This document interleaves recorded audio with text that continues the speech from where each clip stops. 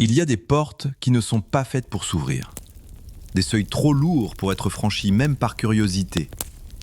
Cellar d'Or est une de ces portes. Le titre dit tout, presque trop, comme une promesse à voix basse. Une cave, un interdit, et derrière, rien, ou tout. Ça commence par la routine, presque un rêve. Un couple qui fuit un passé douloureux, une maison offerte, un espoir fragile. Mais très vite, l'ordinaire se fissure. Chaque sourire est une nervure qui craque.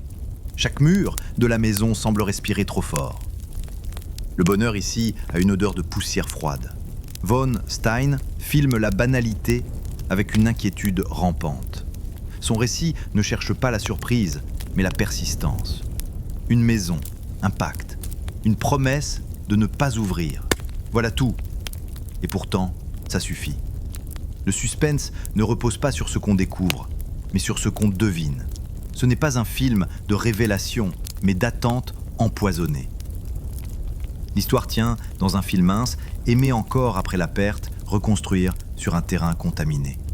Mais chaque geste domestique, préparer un repas, ranger une pièce, fermer une porte, devient suspect.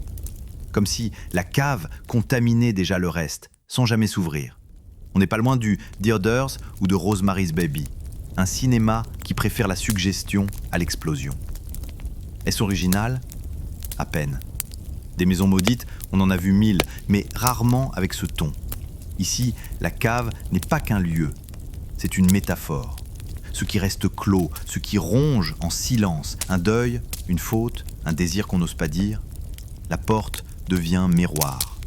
On sait bien qu'elle finira par céder.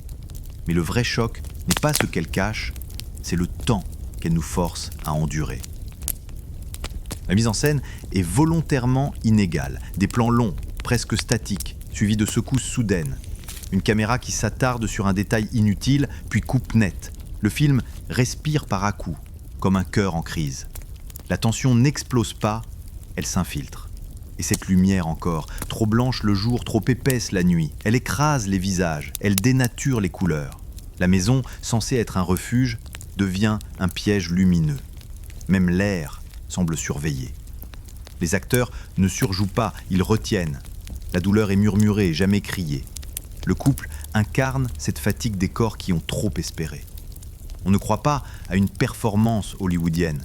On croit à deux personnes qui s'effondrent lentement. Au fond, Cellar d'Or n'est pas un film de cave ni de maison. C'est un film d'ombre intérieure. Ce n'est pas ce qui est derrière la porte qui compte, mais le fait de devoir vivre devant, jour après jour.